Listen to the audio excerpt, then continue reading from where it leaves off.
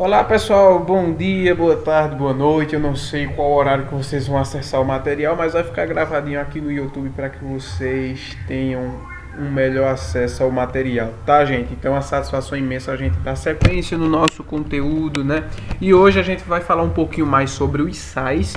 Nas aulas passadas a gente já falou de forma bem detalhada e de forma bem ampla em relação aos ácidos e às bases, toda a parte de características, toda a parte de nomenclatura, e agora eu vou falar um pouquinho mais sobre os sais. Óxidos eu vou deixar para a próxima aula, porque senão vai ficar algo muito extenso para vocês, beleza? Então vejam só, assim como os ácidos e as bases, os sais e os óxidos fazem parte do nosso dia a dia. Então, por exemplo, o sal de cozinha, a água do mar, o ferrugem, e entre outras coisas que temos no nosso dia a dia aí que fazem parte desses grupos inorgânicos, tá? Então o que é que acontece? A gente tem o mais comum que vocês conhecem no dia a dia de vocês, claro, o sal de cozinha. E para classificar os sais, tá? Os sais são compostos iônicos que podem ser obtidos pela reação química entre ácidos e bases. A gente já estudou isso nas aulas passadas, né?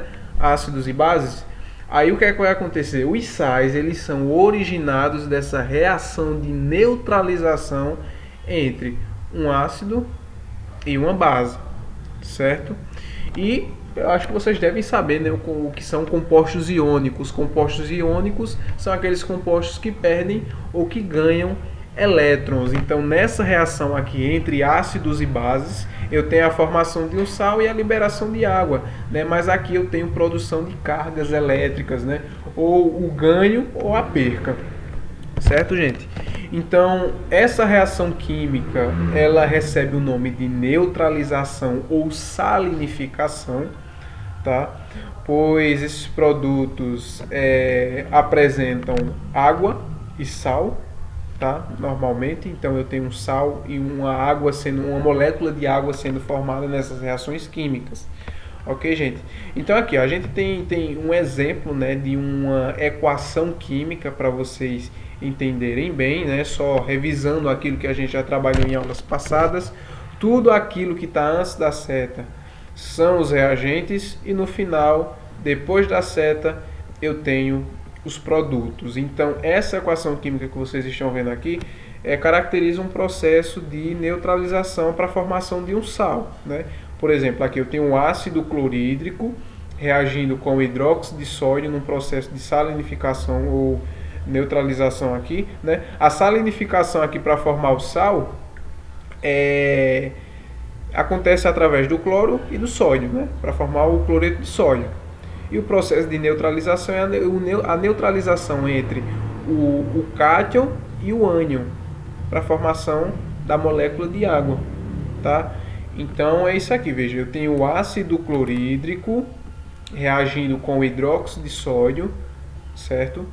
O sódio e o cloro passa por um processo de salinificação e forma o sal de cozinha, né, o cloreto de sódio, e eu tenho a neutralização entre o hidróxido e o meu hidrogênio. Isso para a formação da molécula de água através de um processo chamado neutralização, tá?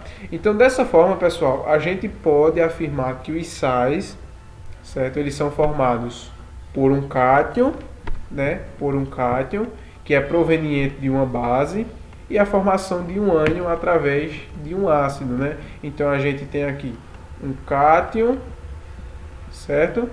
E um ânion, tá bom?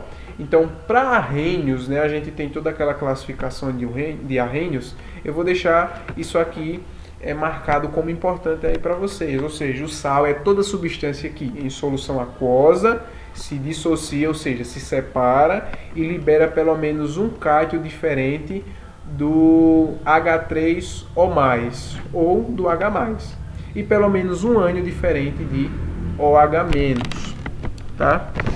Então, o sal ele vai ser formado por um processo de neutralização devido à reação química entre um ácido e uma base, tá? Então a gente também tem um exemplo aqui, né? A gente tem um ácido sulfúrico reagindo com o hidróxido de cálcio para formar o sulfeto de cálcio e liberar duas moléculas de água aqui, certo? Aqui é a mesma reação que vocês podem ver direitinho, tá, pessoal? E aí o que é que acontece?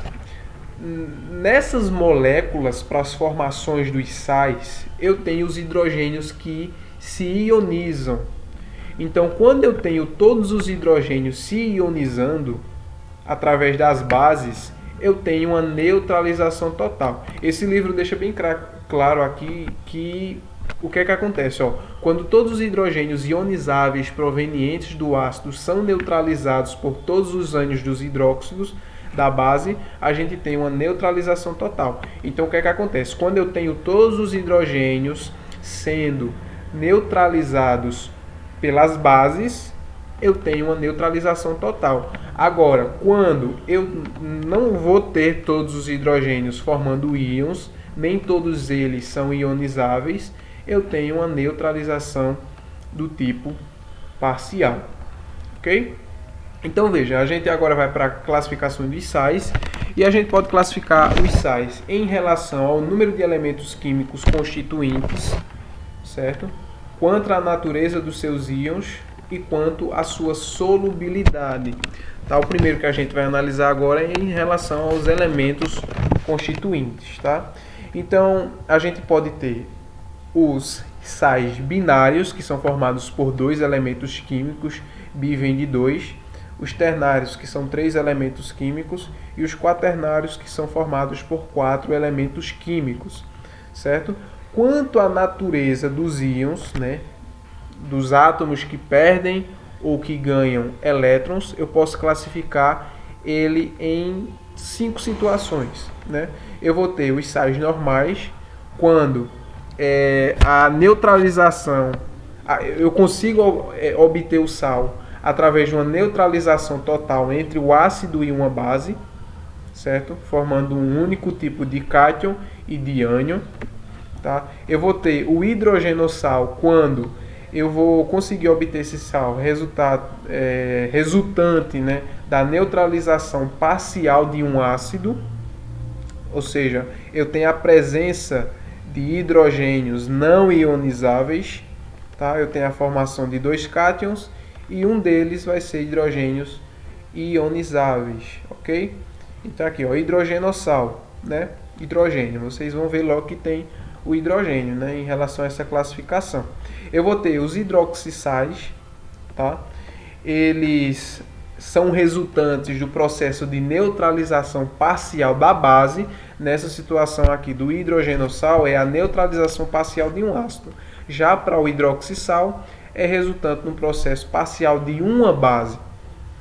Ok? Aí nessa situação eu vou ter a presença de 2 ânions, não de 2 cátions, e um dos hidróxidos eles não passam pelo processo de dissociação, né? Eu vou ter a presença de um hidroxila aqui, né? Desse OH, não é só hidrogênio sozinho, ok? Eu vou ter também os sais duplos ou mistos, que são formados por 2 cátions diferentes e 2 ânions diferentes, e os hidratados, que são constituídos por moléculas de água. E como exemplo, né, fazendo uma conexão aí no dia a dia de vocês, a gente tem o bibelô, que se chama o galinho do tempo. Ele é todo feito de feltro, né? E na composição básica desse feltro eu tenho um cloreto de cobalto 2, que apresenta uma cor azul, certo? Aí o que é que acontece? Uma das características desse cloreto de cobalto que fica aqui nas asas, no rabo desse galo, é justamente absorver umidade, né? Absorver água do ambiente.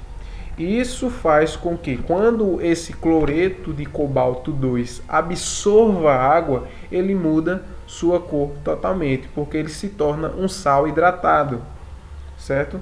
Então, quando a umidade do ar, né, está totalmente elevada, o rabo e a asa desse galinho aqui, desse galinho do tempo, ele muda para cor rosa. Então você sabe que vai chover só por causa dessa mudança na cor desse sal aqui, tá certo? Então eu deixo de ter o cloreto de cobalto 2 apenas, certo?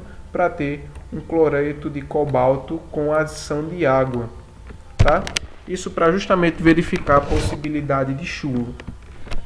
A classificação em relação à quantidade de sal que eu consigo dissolver em determinadas substâncias, certo? Está totalmente atrelada com a classificação de solubilidade. Então, a solubilidade de um sal vai depender justamente das interações intermoleculares dos íons e das moléculas para determinados sais. Então, cada grupo de sais, eles vão ter uma característica diferente. Então, a gente tem os mais solúveis, que são esses aqui, né? Tá? Temos as exceções aqui para esses mais solúveis, e os insolúveis são esses grupos, né? Os mais solúveis, os nitratos, os cloratos, os acetatos, os cloretos, os brometos, iodetos e sulfatos, tá? Os praticamente insolúveis são os sulfetos, carbonatos, fosfatos e sulfitos. Então, assim, basicamente você vai ter que, assim, memorizar entre aspas, né? Porque, por exemplo, o que é um nitrato? É justamente um sal que tem a presença de nitrogênio. O que é um clorato? Tem a presença de cloro, né? Aqui os acetatos, que tem presença de carbono e oxigênio, sua estrutura principal. E assim você vai conseguindo definir bem, tá? Em relação aos sais, pessoal, em relação a essa característica de solubilidade, os sais eles conseguem conduzir muito bem corrente elétrica. Então, quando eu vou ter sais que são extremamente solúveis e conseguem liberar uma grande quantidade de íons, eu tenho eletrólitos fortes, né, que conseguem conduzir muito bem corrente elétrica, né? A sua condutividade elétrica é muito alta, tá? Mas também tem os sais que são pouco solúveis, e não quer dizer que eles não consigam conduzir corrente elétrica, né? Mas com uma menor quantidade, né? Mas todos os sais aí, quando estão em solução aquosa, eles conseguem conduzir muito bem corrente elétrica, tá? Mas de maneira geral, os compostos iônicos eles conduzem corrente elétrica melhor, viu? Já os compostos moleculares, né?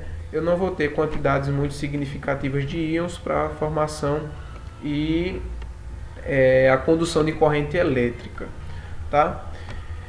Então vejam só, pessoal, em relação à formulação, né, a fórmula química dos sais e a parte de nomenclatura, ela exige um pouquinho assim de calma, de paciência, por isso que eu só vou hoje dar uma aulinha sobre sais, tá?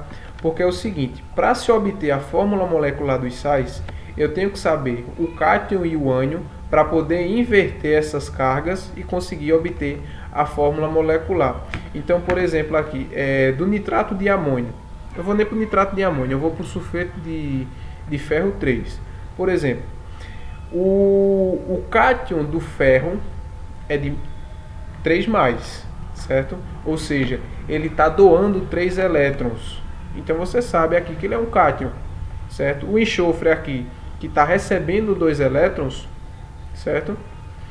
Ele vai ser invertido, ou seja, o 2 passa para baixo do ferro e o 3 passa para baixo do enxofre. Isso para conseguir se obter a fórmula molecular, certo? Isso caracteriza justamente o cruzamento entre as cargas para conseguir se obter a fórmula molecular, certo?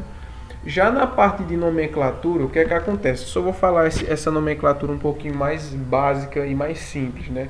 Quando for na aula da próxima semana, eu vou explicar os outros tipos de nomenclatura que se tem. Aí o que é que acontece? Para se nomear para se nomear um sal, eu tenho que saber o nome do ácido para substituí-lo pelo ânion, certo? Então, por exemplo, aqui, para a formação do cloreto de sódio, né, eu tinha um ácido clorídrico, e aqui você sabe que ele é um ânion, né? Aqui, ácido clorídrico, ele terminava com hídrico no final. Então, se ele terminava com hídrico no final, no início, para nomear o sal, eu coloco o nome do elemento e substituo hídrico por eto, porque ele é um ânion. E o nome do cátion vai ser justamente o nome do primeiro elemento que fica aqui, né? Normalmente, na maioria das vezes. Certo, gente? Só para vocês entenderem. Depois eu vou deixar um material complementar para vocês e também vou deixar a atividade no Google Sala de Aula. Qualquer dúvida que vocês tiverem, vocês entram em contato comigo, tá certo? E vocês vão acompanhando o nosso material, tá bom, gente? Um forte abraço, tchau, tchau.